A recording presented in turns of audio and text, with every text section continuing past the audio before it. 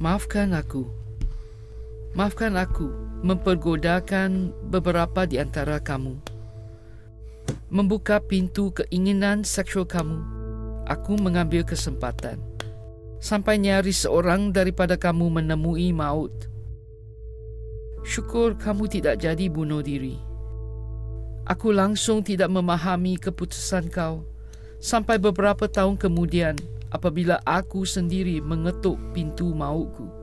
Imbas kembali, aku masih mengingati kesakitan tersebut dengan jelas sekali.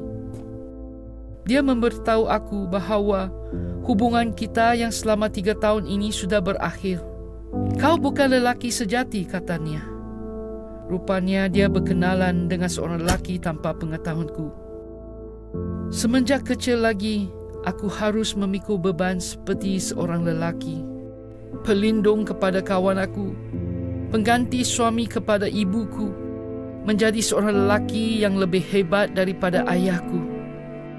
Tapi aku masih gagal memberi kepuasan kepadanya. Malam perpisahan itu merupakan malam yang terpanjang dalam hidupku. Aku melihat di keliling rumah penuh dengan kenangan percintaan kita. Antara gadis-gadis yang pernah aku temui, dialah satu-satunya yang memberi kepuasan kepadaku. Kita bertemu di seminari sekolah Alkitab. Akhirnya, seorang Kristian sepertiku. Kita sama-sama baca Alkitab. Mungkin beberapa pasal tidak. Kita elak setengah pasal dalam Alkitab sebab kita tahu bahawa hubungan kita bukanlah hubungan yang diciptanya. Aku masih berharap sekurang-kurangnya kita masih ada peluang untuk hubungan sehingga akhir hayat. Aku berfikir demikian. Aku meninggalkan rumah dan hanya mau mati. Aku tidak peduli kanak-kanak dan remaja yang memujaiku dan selalu mau berbual dengan Pastor Trevina. Ya, aku menjadi seorang pastor selepas bertahun-tahun di seminari.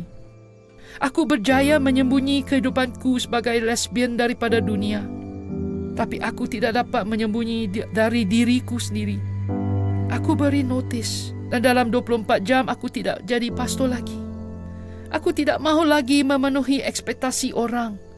Aku meninggalkan gereja penuh dengan kesakitan. Kesakitan kerana aku mencederai mereka yang aku sayangi dan hormati. Aku rasa tidak layak.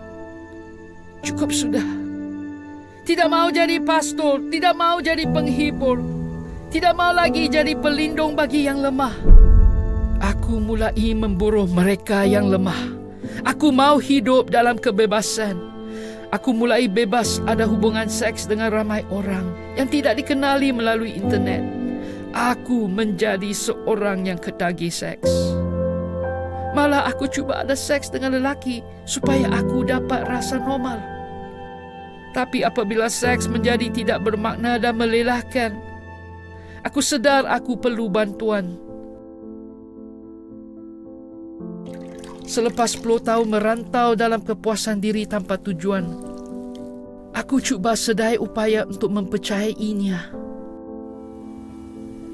Sebagian proses kesembuhan ini memerlukan aku merendahkan diri, diampuni oleh orang lain dan mengampuni diri sendiri.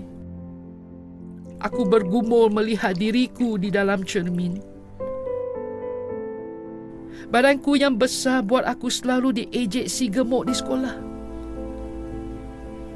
Dalam fikiranku, sekurang-kurangnya kan dalamanku ni cantik. Kekecohan hidup memerangkap aku. Aku rasa hodoh di dalam dan di luar. Aku bertanya pada Tuhan, bolehkah aku menjadi cantik? Bolehkah hidupku tidak kecoh lagi? Aku mulai faham agar kehidupanku tidak kecoh, segala kekosongan dalam kehidupanku harus diisi. Aku perlu memproses kesakitan masa lalu aku. Dan maafkan jiran perempuan yang baring di atasku dan cium bibirku semasa aku hanya 6 tahun. Dia juga 6 tahun. Mungkin keluarganya juga banyak mengalami pengalaman yang buruk. Kakaknya berdiri di sana dan melihat aku mendapat kejutan pengalaman seks. Dan aku merasa beku, tidak berdaya. Itulah kali pertama aku berasa malu. Aku perlu memaafkan ayahku kerana menyimpan video luca di rumah. Sebelum aku sempat faham apa itu ketagihan, aku sudah ketagih. Aku perlu memaafkan ibuku yang selalu membebaniku dengan masalah keluarga. Zaman kanak-kanakku sudah dilucut. Baginya, jika aku mahukan kasih, aku perlu berjuang untuk dapatkannya. Aku perlu maafkan wanita pertamaku yang ada seks dengan aku, semata-mata mempermainkanku. Yang luka sentiasa akan melukai yang lain. Aku tidak mahu melukai sesiapa lagi. Bagiku, aku mengambil masa kira-kira 20 tahun untuk mengatakan sekarang bahawa aku cantik.